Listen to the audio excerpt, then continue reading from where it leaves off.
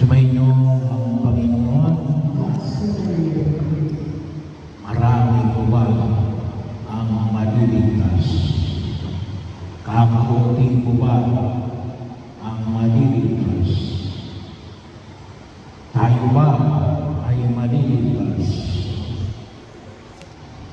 Kumisan mayroon pang mga nagsasabing kami lamang ang maliligtas. Bahagi yun na nawa kahit na tayo mga Katoliko, hindi dapat namin sinasabi na tayo lamang ang maliligtas. Bagaman maliwanag natin na ang ating pananampalataya ay tumutulong sa atin na makamit ang kaligtasan. Kaya hindi ko sinagot na Jesus. Hindi niya sinagot kung kakaunti ba o marami. No? Hindi niya rin sinagot kung sino. No? Ang tanong ng kanyang bahayag ay papaano? No? Papaano maliligtas? Yun po yung kanyang tugon. At alam naman natin, no? Sabi nga ko rito, no? May mga nagsasabi, hindi, no? Ano lamang? Pananampalataya lamang. Yun lang ang kailangan at maliligtas ka. Bahagi yun. Parang kulang ata. Kasi hindi naman sinabi ni Jesus sa Ebanghelyo. Maliwanag. Hindi niya sinabi pananampalataya lamang. Sola fides. Bahagi yun. Bahagi na kung saan makikita mo natin. Baka mamaya, sabi na natin, makukwento lamang tayo. Complacency. Na yung pananampalataya natin ay sapat na para maligtas. Maliwanag na sinabi ni Jesus natin. Hindi yan sinabi, hindi kailangan ng pananampalataya. Sa ibang mga bahagi ng kasulatan, pero ano yung panayang na pinayang ni Jesus? Sumikap, may pagsisikap, hindi lang pananampalataya, may effort, may external force. Bahagi mo, hindi lang basta pumasok sa pintuan. At ano sabi rito, pumasok sa makipot na pintuan. Bahagi mo na kung saan ay mayroong paghamon. Ibig sabihin, may gagawin tayo. So kaya ang panyaya ay pinapahayag ng Purmi Kapal, yung sola fides, hindi ho sapat. May pasensya na kayo, parang may every hour ay parang may konting, no? May bago kasi tayo yung po timer, no? Automatic na. Kaya every hour o pala yun. Hindi naman naka-schedule yan, no? So, pero hindi kaunti lang, mga 2 rings lang mo yun, no? Ngayon, alas 7, may tumunog ng konti.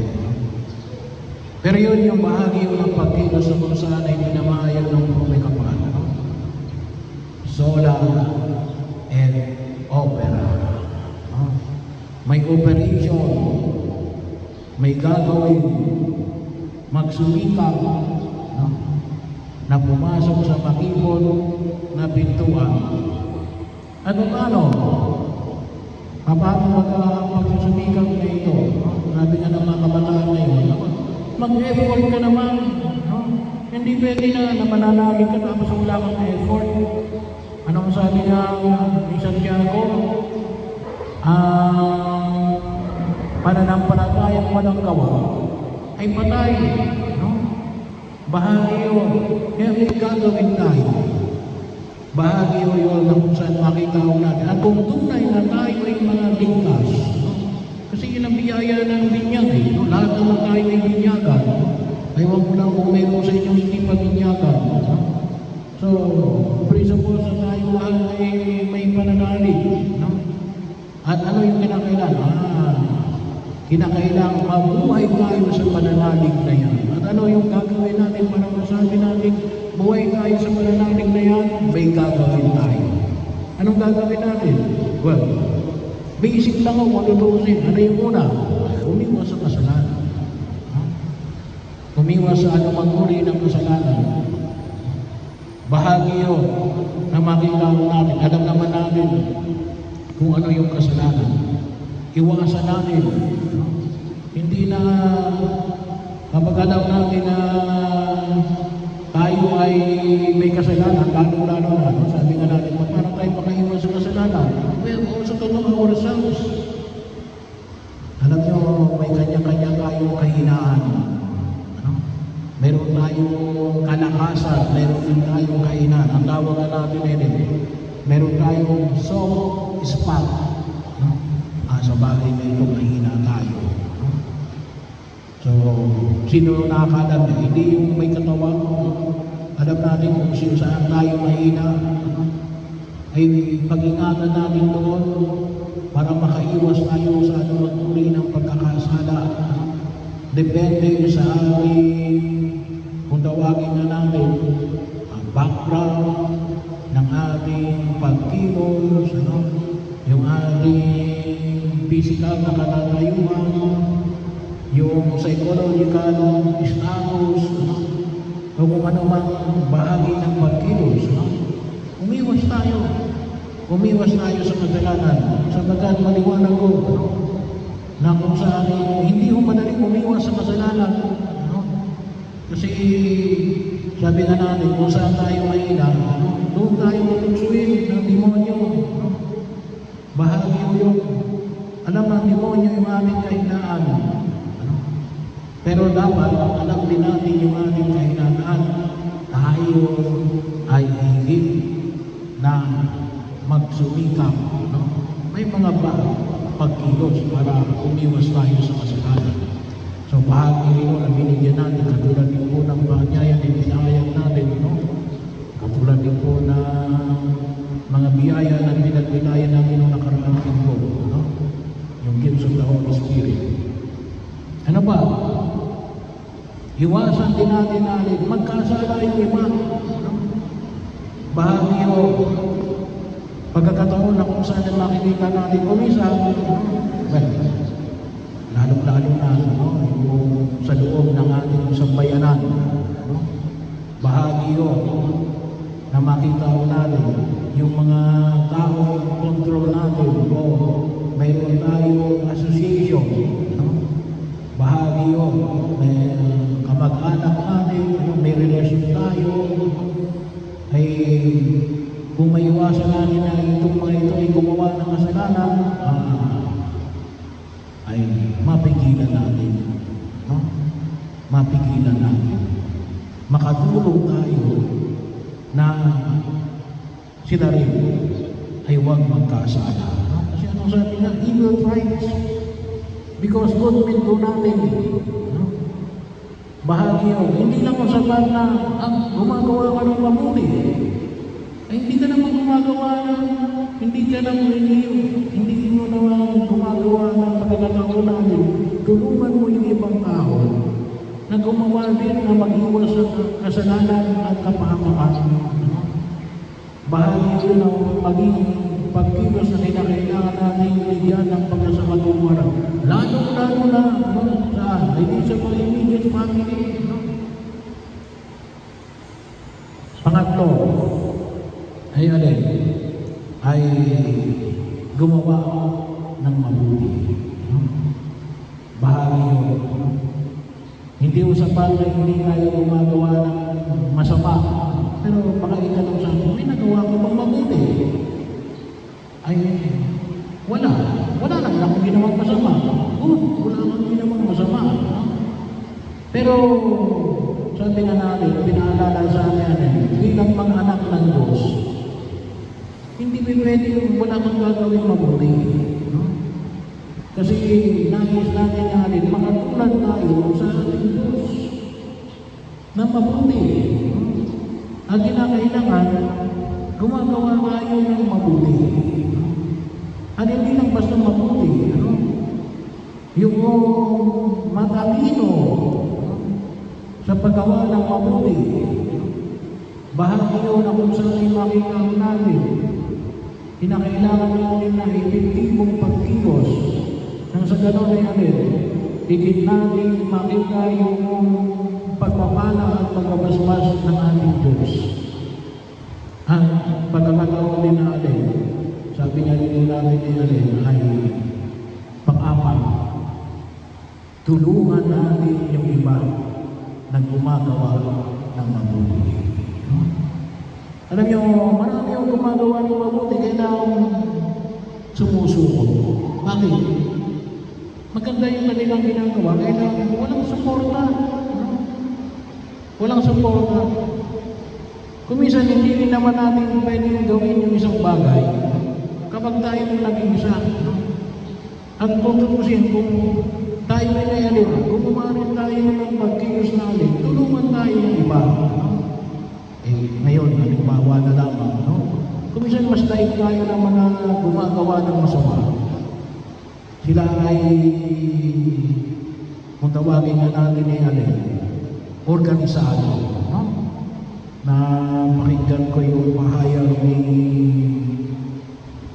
ni isang senador,